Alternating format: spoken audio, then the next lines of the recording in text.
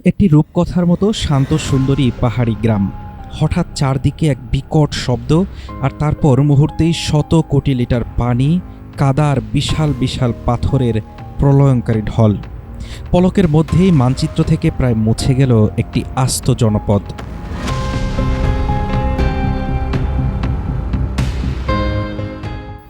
গতকাল সকালে আচমকাই নেপাল ও তিব্বত সীমান্তবর্তী ভুটেকোশি এবং ত্রিশূলী নদীতে নেমে এলো এই প্রলয়ঙ্কারী বন্যার ঢল।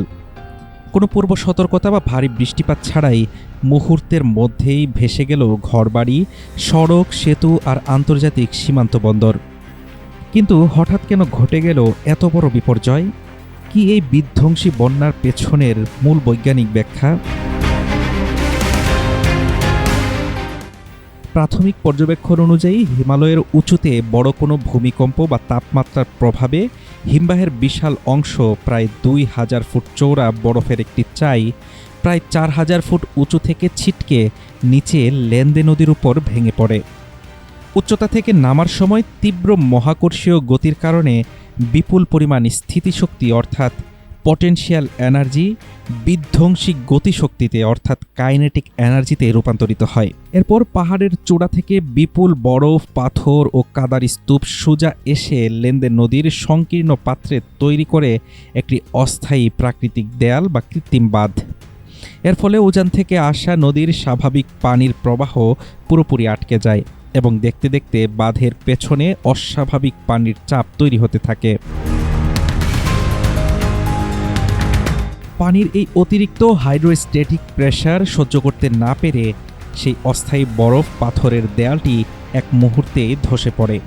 একই সাথে যদি হিমবাহের কোনো হ্রদ বা গ্লেসিয়ার লেক এর সাথে যুক্ত হয়ে থাকে, তবে তার পেছনে আটকে থাকা কোটি কোটি লিটার পানি একসাথে উন্মুক্ত হয়ে নিচের দিকে ধাবিত হতে থাকে।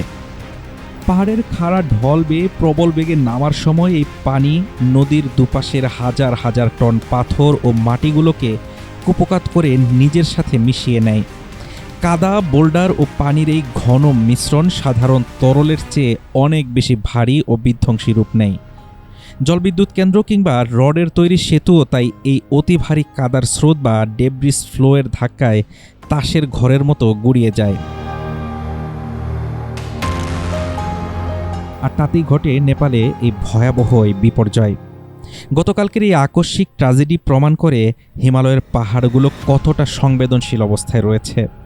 বৈশ্বিক তাপমাত্রা বৃদ্ধি আর হঠাৎ ভূতাত্ত্বিক পরিবর্তনের ফলে গঠিত এই বরফধস যে কোনো মুহূর্তে নেমে আসতে পারে এক একটি বিভীষিকা হয়ে।